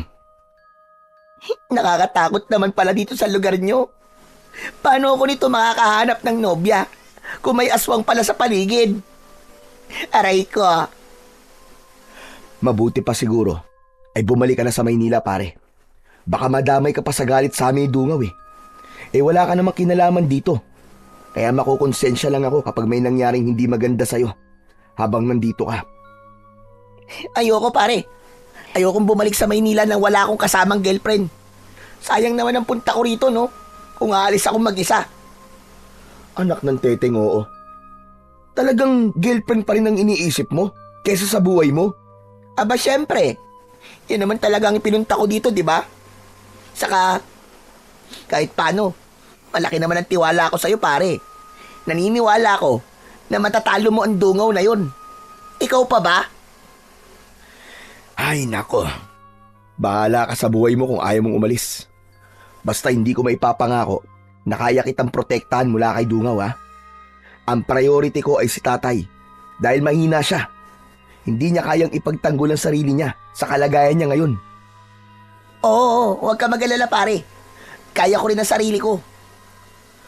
Oo na, naniniwala na ako sa'yo. Pero, pwede ba tayong matulog na pare? Hindi na babalik yung Dungaw na yon? Siguro hindi na. Ang sabi niya kasi, may tamang panahon para magharap kaming dalawa. Kaya sige na, matulog ka na. Nang mahiga si Gavino, ay inilagay niya sa ilalim ng papag ang matalas na itak upang kung sakaling may hindi inaasahang mangyayari ay madali niya yung makukuha. Maya-maya pa ay tulog na si Romar sa kanyang tabi. Ngunit si Gavino ay gising na gising pa rin dahil iniisip niya kung kaya ba talaga niyang labanan at talunin si Dungaw sa oras na kailangan niya na itong harapin. Kinabukasan ng umaga, naunang nagising si Gavino kay Romar kahit pa madaling araw niya nang nagawang makatulog. Bumangon siya at dumiretso siya sa kwarto ni Mang Arman. Nakaupo si Mang Arman sa gilid ng higaan. Nakatanaw yun sa labas mula sa nakabukas na bintana. Tumabi si Gavino sa kanyang ama. Oh, gising ka na pala anak. Sandali't maghahanda muna ako ng almusal natin. Mamaya na po, Tay. Ako na po ang bahala sa bagay na yan. Gusto po sana kitang makausap ng tayong dalawa lang. Tungkol ba sa mga nalaman mo kagabi mula kay Mansandro? Naipaliwanag na po sa akin ni Mansandro ang lahat, Tay. Ang gusto ko pong pag-usapan natin ay si Dungaw. Tay, nasa labas po siya kagabi ng bahay natin. Nakausap ko po siya at nalaman ko na nais niya tayong patayin bilang paghihiganti sa pagpatay sa kanya ng ating mga ninuno. Yan na nga ba sinasabi ko? Kaya gusto kitang umalis dito. Ay dahil ayoko madamay ka sa galit ni Dungaw. Tay, wala na tayong magagawa. Damay na po talaga ako dahil anak niyo ako eh. Pero wag po kayo mag-alala, Tay. Gagawin ko po ang lahat para patayin siya. Hindi mo siya lalabanan, Gabino. Kung meron man dapat tumarap sa kanya ay ako yun. Tay, hindi mo siya kaya sa kalagayan mo ngayon. Mapapahama ka lang. Gagaling din ako, Gabino. Kaya nga ako ginagamot ni Mansandro ay para bumalik ang lakas ko. At kapag nangyari yon, ay saka ko siya haharapin. Sisiguraduhin ko na ako ang papatay sa kanya. Ako ang dapat na gumawa nun. Dahil ako naman talagang dahilan kung bakit siya muling nabuhay. Pero Tay, wala pong kasiguraduhan kung kailan kayo gagaling. Saka nakalimutan niyo na po ba ang sinabi niyo sa akin na kaya niyo ibinigay sa akin ng anting-anting na suot ko ngayon ay para magamit ko to sa pakikipaglaban sa mga aswang? Tay, ito na po siguro ang pagkakataon ko para magamit to. Sandaling natahimik si Mang Arman. Muli itong tumingin sa malayo. Maya-maya ay tumulo ang luha nito na agad naman itong pinunasan gamit ang kamay. Sa totoo lang, anak, ay hiyang-hiya ko talaga sa'yo. Ako sana ang dapat na nagtatanggol sa'yo bilang ako ang iyong ama. Pero kabaligtaran ang nangyayari ngayon. Kung hindi lang sana ako binarang ay matagal ko nang tinapos ang buhay ng Dungaw na yan. Pati sa mga tao rito ay nahihiya na rin ako. Hindi ko na sila matulungan sa problema nila na dati nagagawa ko pa. Siguro ay napakaliit na ng tingin nila sa akin ngayon. Naniniwala po ako na hindi ganyan ang tingin ng mga tao sa inyo, Tay. Ilang taon na rin po kayong tumutulong sa kanila nang walang hinihinging kapalit. Alam kong naiintindihan ng mga tao kung bakit pansamantala ay hindi niyo muna sila matutulungan. Kaya nga po kailangan ko ring mapatay si Dungaw. Baka kapag namatay na siya, ay mawala na rin ang bisa ng barang sa inyo. At kapag nangyari yon, ay lalakas na po ulit kayo at makakabalik na kayo sa mga ginagawa niyo dati bilang tagapagtanggol ng baryong ito. Ewan ko, anak. Minsan na hindi ko maiwasang manliit, lalo na't biglaan ang nangyaring ito sa akin. Pero sige, hahayaan na kita na manatili rito at subukang patayin si Dungaw. May tiwala ako sa iyo, Gabino, anak. Gusto kong makita ng mga tao rito sa atin na kahit matagal kang nawala, ay kaya mo pa rin maging magiting na antingero, gaya ng ating mga ninuno. Gaya niyo po, Tay. Gaya niyo. Kasama ko po kayo sa magigiting na antingero ng ating lahi. Kahit kailan, ay hindi na yun mabubura sa isip ng mga tao sa lugar natin. Huwag niyo pong kalilimutan yun, Tay.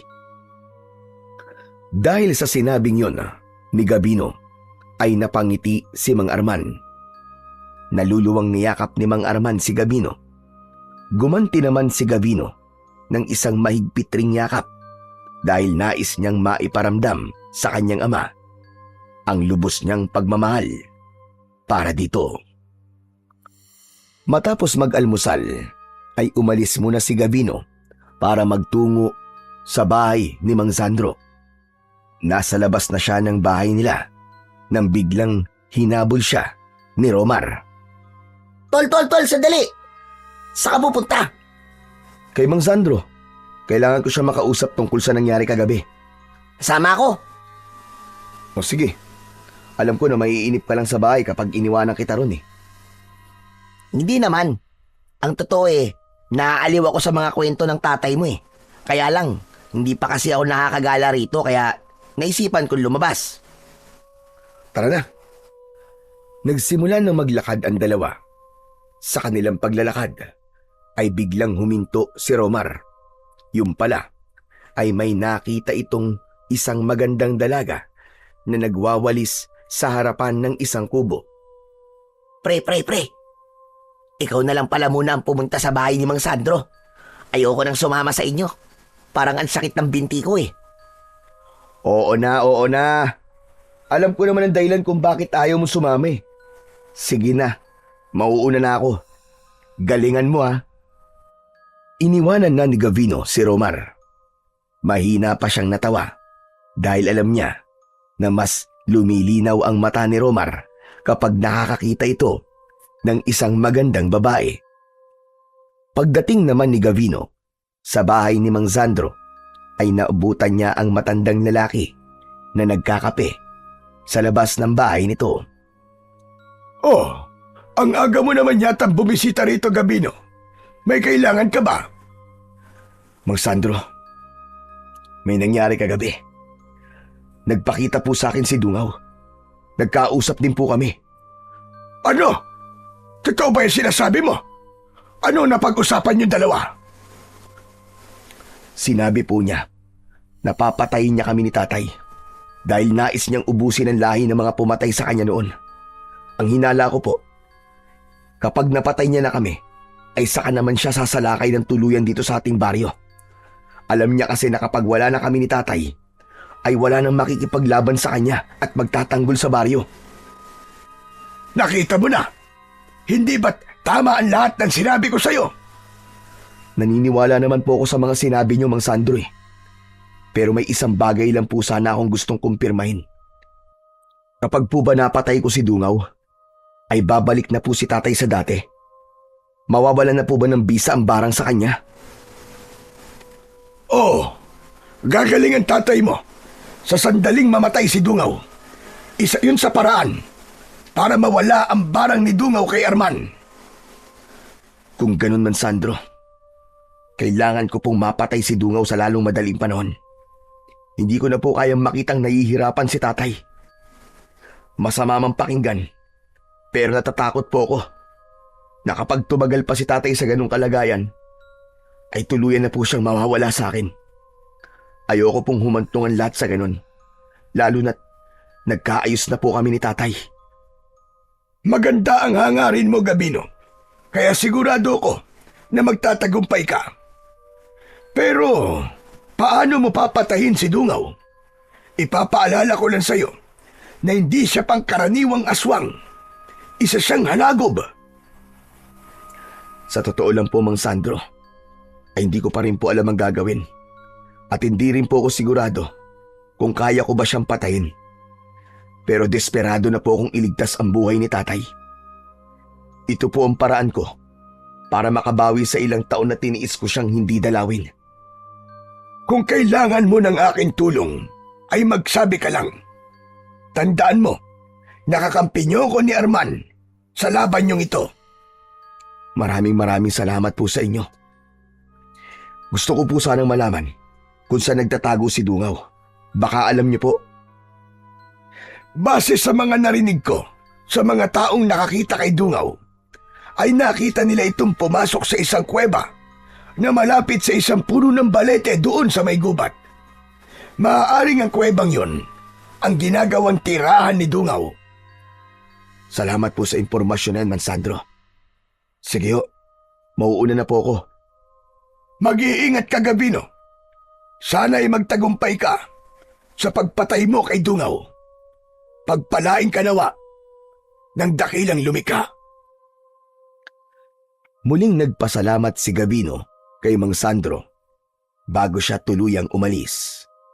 Pagdating niya sa kanilang bahay ay sumalubong sa kanya ang impit na pagdaing ni Mang Arman mula sa kwarto nito. Nagmamadaling pinuntahan ni Gabino ang kanyang ama at nakita niya itong nakahiga sa sahig habang namimilipit sa sakit. Nag-aalalang nilapitan ni Gabino si Mang Arman. Tay, ano po nangyayari sa inyo? Ano po masakit sa inyo, Tay? Napakasakit na tiyan ko, anak. Hindi ko na kaya. Pakiramdam ko ay mamamatay na ako. Sandali lang po. Tatawagin ko lang po si Mansandro. Ngunit hindi pa man nakakatayo si Gabino nang biglang sumuka ng itim na likido si Mang Arman. Labis silang nagimbal dahil may kasamang mga uod at iba't ibang uri ng insekto ang likidong yun na lumabas sa kanyang bibig. Matapos sumuka ay bigla na lamang nawalan ng ulirat si Mang Arman. Sandaling iniwanan ni Gavino si Mang Arman at bumalik siya sa bahay ni Mang Sandro. Sinabi niya sa matandang lalaki ang nangyari at kasama niya itong binalikan si Mang Arman. Wala pa ring malay si Mang Arman nang dumating sila. Inihiga ito ni Gabino sa kama. Inilapat ni Mang Sandro ang palad nito sa tiyan ni Mang Arman at napailing ang matandang albularyo. Bakit po kayo umiiling? Kumusta na po si tatay? Nawalan siya ng malay dahil sa labis na pananakit ng kanyang tiyan. Ngunit ito ay hindi normal na sakit ng tiyan, Gabino. Dulot ito ng pambabarang sa kanya. Kailangan kong maging tapat sa'yo. May posibilidad na tuluyan ng mamatay ang tatay mo kapag tumagal pa siya sa ganitong sitwasyon. Kung ganun po, Mang Sandro, kailangan ko nang mapatay si Dungaw. Ganun na nga. Yun lamang ang tanging paraan para matapos na ang paghihirap ni Arman. Sa tingin ko, ay mas tumitindi ang pambabarang sa kanya ni Dungaw. Kaya wala nang silbi ang panggagamot ko sa iyong ama. Maging ako ay awang-awa na sa tatay mo. Hindi niya dapat nararanasan ng ganitong klase ng pagpapahirap. Lalo na't wala naman siyang ginawang masama sa mga tao rito sa ating lugar. Nang sandaling yon ay mas lalong sumidi ang kagustuhan ng binatang si Gavino na patayin si Dungaw upang iligtas ang buhay ng kanyang ama. Bago sumapit ang dilim, ay dinasalan at inorasyonan ni Gavino ang anting-anting na ibinigay sa kanya noon ng kanyang ama na si Mang Arman. Siniguro niya na sa pagkakataon na yon ay mas magiging makapangyarihan ang kanyang anting-anting. Matapos yon ay pinuntahan ni Gabino ang kanyang amang wala pa ring ulirat. Nakahiga yon sa papag nito. Lumapit si Gabino at hinawakan ang kamay ng kanyang ama. Tay, patawarin niyo ako kung iniwan ko kayo noon. Sana ay wag po kayong bibitiw. Hayaan niyo po akong bumawi sa inyo sa pamamagitan ng pagliligtas ko sa inyo.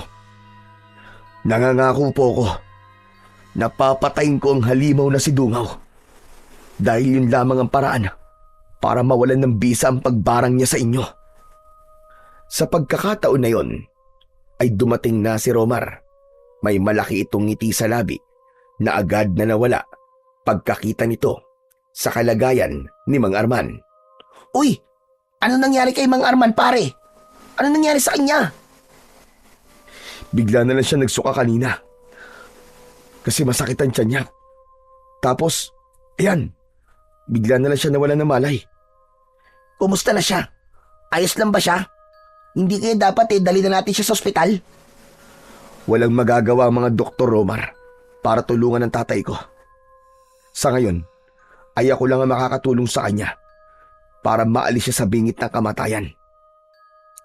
Ang sabi ni Mang Sandro, kailangan kong patayin kagad si Dungaw para mawala na ang barang kay tatay.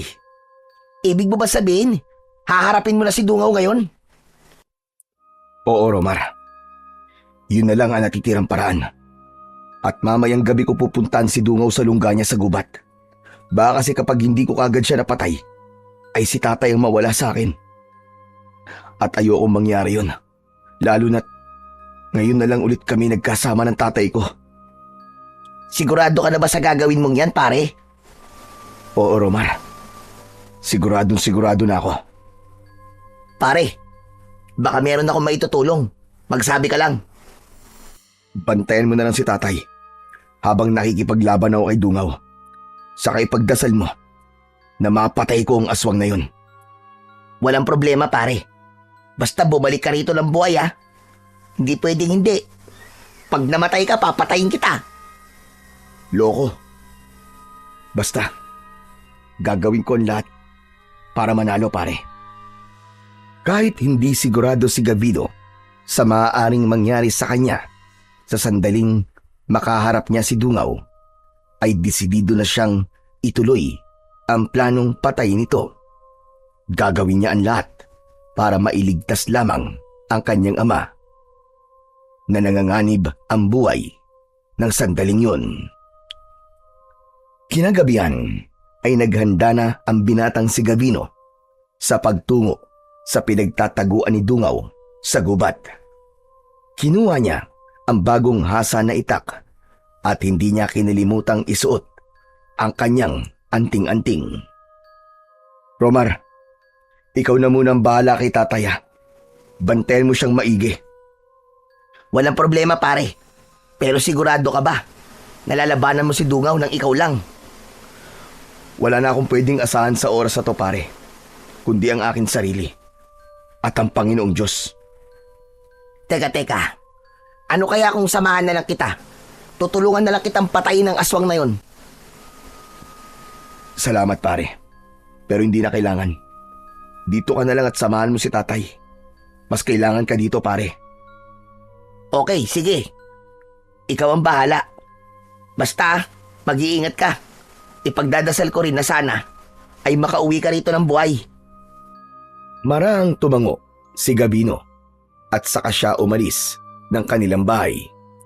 Tinahak ni Gavino ang papunta sa gubat habang may bitbit na lampara na siyang kanyang tanglaw sa kanyang dinadaanan.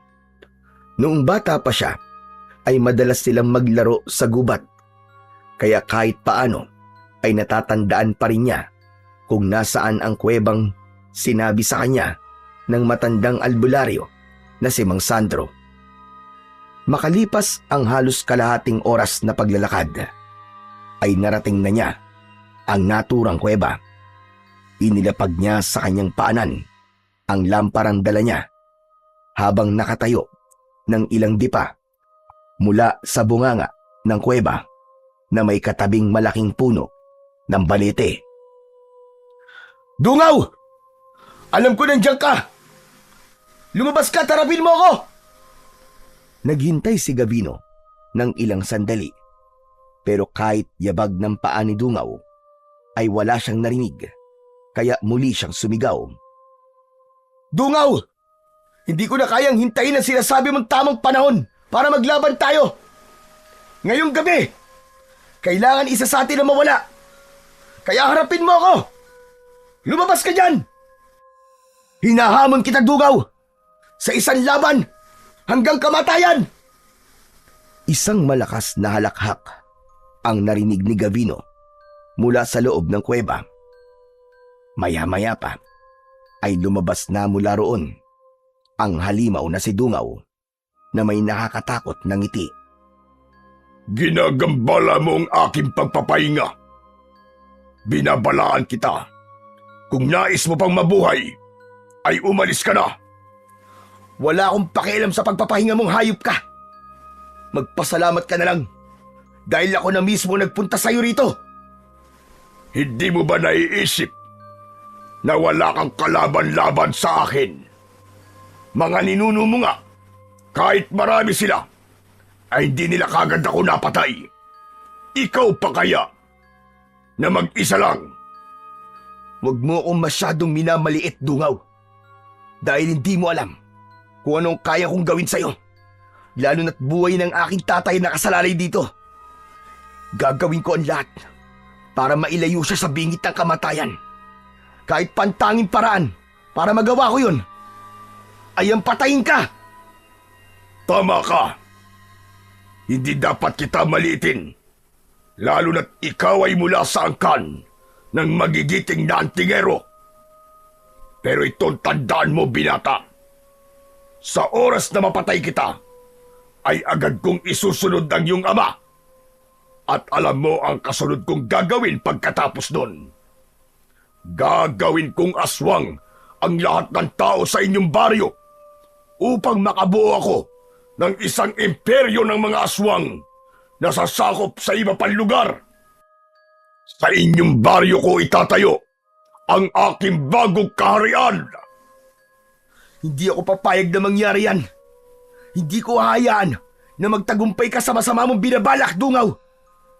Mas lalo mo lamang akong binibigyan ng dahilan para patayin kang demonyo ka. Masyado nang humahaba ang ating pag-uusap. Simulan na natin ang pagdadala ko sa iyong kamatayan. Titiyakin kong pagsisisihan mo ang iyong kapusukan. Hinigpitan ni Gabino ang hawak sa itak habang matiim siyang nakatingin sa halimaw na si Dungaw.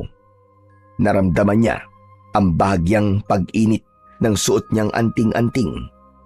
Hindi man niya kasama ng pisikal ang kanyang ama, ay ramdam na ramdam niya ang presensya nito.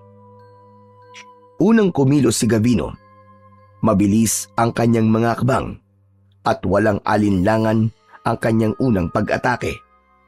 Inundayan niya ng malakas na taga si Dungaw, pero nagawa nitong salagin yun gamit ang braso nito.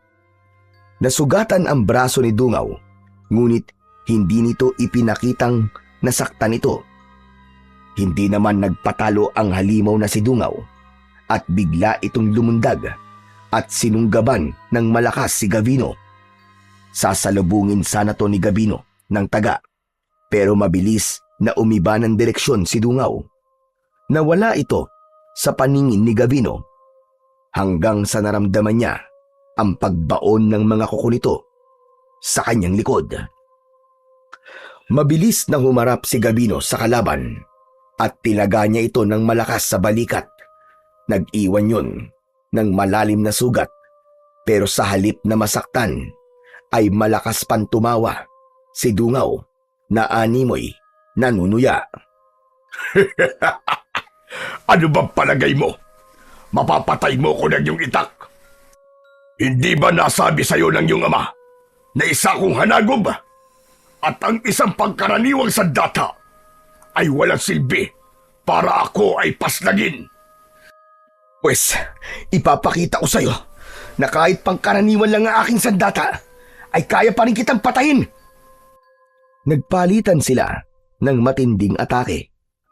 Bawat hiwa ng itak ni Gabino ay sinalubong ng mga suntok, kalmot at kagat ni Dungaw. Ngunit habang tumatagal, nagsimulang bumagal ang mga galaw ni Gabino. Ramdam na ramdam niya ang hapdi ng kanyang mga sugat, at bago pa man siya makabawi, ay muling sumugod ang aswang at binigyan siya ng malakas na suntok sa muka. Dahil sa suntok na yon, ay tumilapon sa malayo si Gabino at napahiga siya sa lupa. Babangon na sana siya nang biglang pumaibabaw si Dungaw sa kanya at mabilis nitong hinawakan ang isa niyang kamay na may hawak sa itak. Ano ka ngayon? Binigyan na kita ng babala kanina, pero hindi ka pa rin nakinig. Ano bang tingin mo? Ikaw ang itinakdang magbabalik sa akin sa aking libingan? Sa tingin mo ba ay papayag ako na mula sa inyong lahi ang muling papatay sa akin? Oo, Dungaw. Yun nga ang iniisip ko. Ako ang papatay sa iyong diablong buwang ka. Hindi ko alam kung saan ka humuhugot ng lakas ng loob para sabihin yan. Gayong kitang-kita na natin na talo ka na sa laban na ito. Hanggat humihinga ako, ay hindi ko tatanggapin ang aking pagkatalo. Kung ganun, ay papahintuin ko na ang iyong paghinga. At pagkatapos, ay isusunod ko na kagad ang iyong ama. Tumiim ang bagang ni Gabino. Sa dami ng mga sugat na meron siya, ay labis na ang panghihinang nararamdaman niya. Napagtanto niya na hindi sapat ang anting-anting na meron siya para labanan ang halimaw na si Dungaw. Ngunit ganun pa man, hindi pa rin siya nawalan ng pag-asa sapagkat buhay pa siya at humihinga. Hanggang sa malaking ibinuka ni Dungaw ang bibig nito, nakita ni Gabino ang matutulis nitong mga pangil na maaaring tumapos sa kanyang buhay. Akmang sasakmalin na ni Dungaw ang leeg ni Gabino nang marinig nila ang malakas na pagsigaw ni Mang Arman sa kung saan. Gabino! Saluhin mo ang patalim! Napatingin si Gabino sa kanyang kaliwa. Nanlaki ang mga mata niya nang makita ang ama niya na si Mang Arman na inaakay ni Romar. Isang patalim ang inihagis ni Mang Arman sa kanya at sinalo niya yon gamit ang isa niyang kamay. Hindi na nag-isip pa si Gabino at buong puwersa niyang itinarak ang patalim sa gilid ng leeg ni Dungaw. Pagkahugot niya nun ay paulit-ulit niya nang sinaksak sa leeg ang aswang. Sumirit ang maitim na dugo ni Dungaw sa mga sugat nito sa leeg. Tumayo ito at umatras palayo kay Gabino.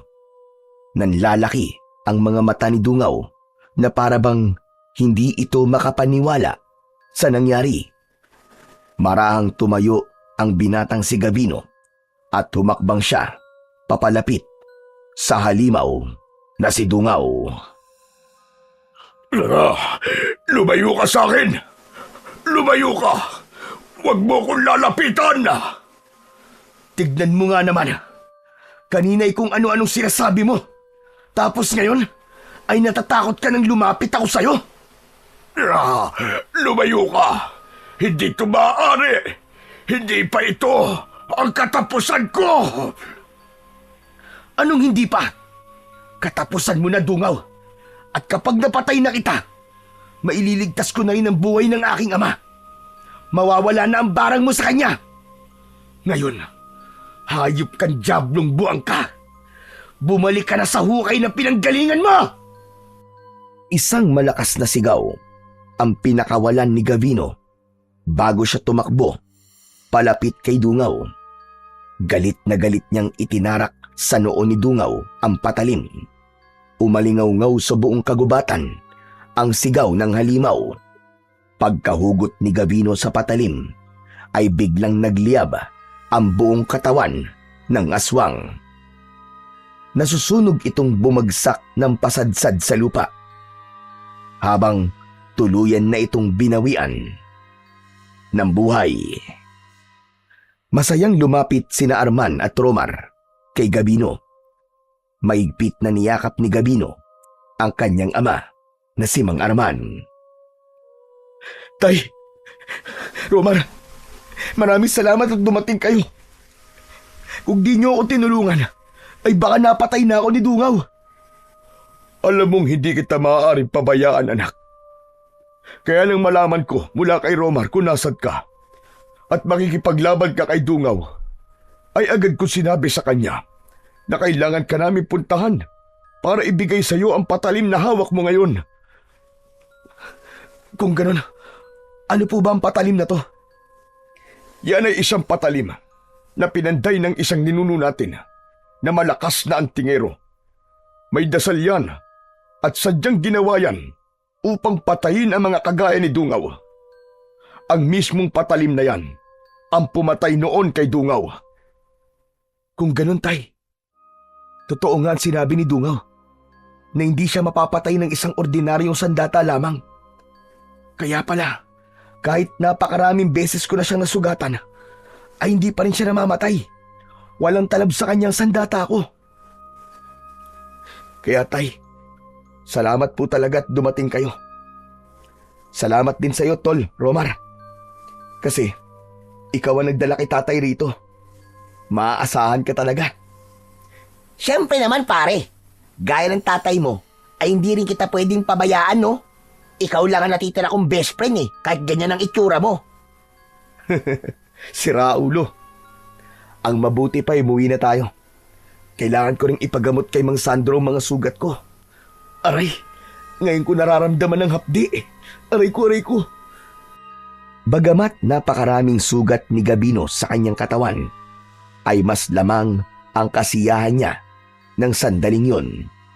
Sapagkat wala na ang halimaw na si Dungaw, nailigtas niya ang baryo nila mula sa nakatakdang pagsalakay nito, at higit sa lahat ay nailigtas din niya ang buhay ng kanyang ama.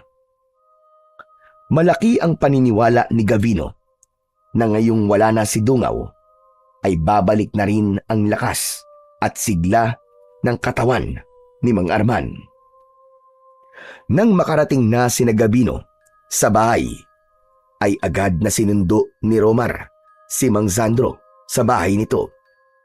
Maingat na ginamot ni Mang Sandro ang mga sugat ni Gabino gamit ang langis at isang orasyon. At sa loob lamang ng ilang araw na pahinga at gamutan, ay bumalik na rin sa wakas ang lakas ni Gabino, habang si Mang Arman naman na matagal nang nangihina dahil sa barang ay unti-unting bumalik ang dating tikas at sigla ng katawan. Kumalat sa buong baryo ang balita tungkol sa pagpatay ni Gabino kay Dungaw. Ang takot na bumalot sa buong baryo ay agad na nawala. Lumapit ang mga tao kay Gabino para magpasalamat at kinilala siya bilang isang magiting na antingero at bayani sa kanilang baryo. Isang tagapagtanggol na handang lumaban sa kampon ng kadiliman. Hanggang sa sumapit na ang araw na kailangan ng bumalik ni Gabino sa Maynila. Medyo sariwa pa ang mga sugat niya, ngunit hindi na siya maaaring magtagal pa sa baryo nila dahil sa trabahong kailangan niyang balikan sa syudad. Kampante na rin siya na umalis sapagkat nakita niya kung gaano kabilis na bumalik ang lakas ng kanyang ama.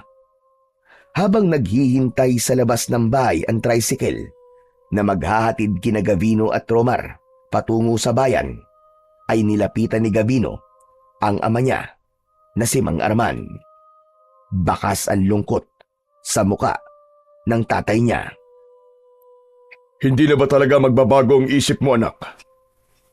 Hindi ba pwedeng manatili ka pa rito ng ilang araw? Tay, mangyari po kasing 3 linggo lang po kasi ang kinuha kong bakasyon mula sa trabaho ko. Pero wag po kayo mag-alala, tay, dahil dadalasan ko na po ang pagdalaw ko sa inyo. O siya, mukhang hindi na talaga kita mapipigilan sa pag-alis. Kung ganun, ay mag-iingat kayo ni Romar. Kayo rin po, tay, ha? Mag-iingat din po kayo kapag magsasagawa kayo ng kung anong orasyon, ha? Baka kasi mabuhay niyo na naman po si Dungaw o kung sino mang aswang. Hindi na. Natuto na ako sa pagkakamali ko, anak.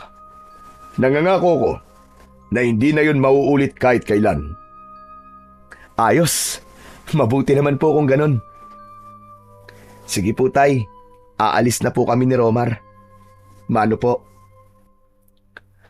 Matapos magpaalam ni Romar kay Mang Arman, ay sumunod na ito kay Gabino sa pagsakay sa tricycle.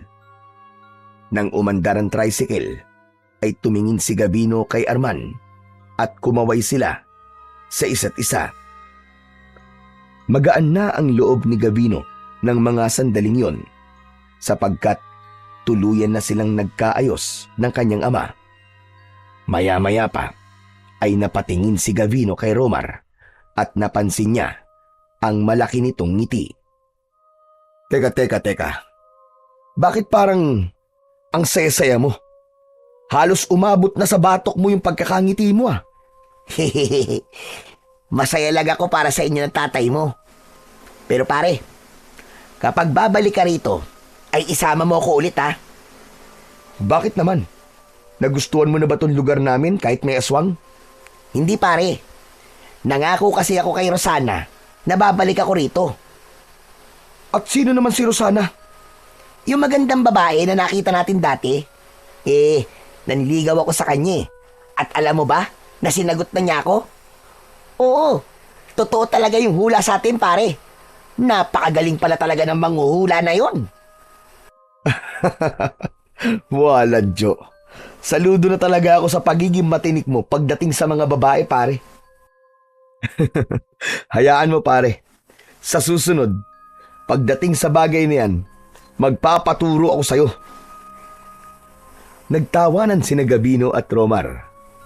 Masaya si Gabino para sa kanyang kaibigan at tahimik niyang ipinagdasal na ang babaeng nakilala ni Romar sa kanilang baryo ay ang babaeng makakasama na talaga nito hanggang sa pagtanda nito.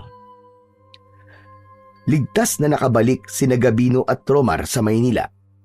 Mas madalas nang umuwi si Gabino sa Leyte upang dalawin ang kanyang ama at palagi siyang sinasamahan ni Romar dahil naroon ang nobya nito. Dumating ang panahon na ikinasal na si Romar at ang babaeng nakilala nito sa kanilang baryo. Tuluyan na ring nakumbinsi ni Gabino ang kanyang ama na sa Maynila na manirahan upang magkasama na sila ng tuluyan at makapagpahinga na ito. Paminsan-minsan ay bumabalik pa rin silang mag-ama sa Leyte upang dalawin si Mang Sandro na naging malaking bahagi ng kanilang kaligtasan. Sa bawat pagbisita ni Gabino sa kanilang baryo ay naaalala niya ang lahat ng pinagdaanan nila at ang bigat ng laban na kanilang nalampasan. Natutunan niya na gaano man kalaki ang galit o lamat sa relasyon ng isang ama at anak, ay laging may pagkakataon para ayusin ito basta parehas na bukas ang mga puso nila sa pagpapatawad, pagtanggap at pagmamahal.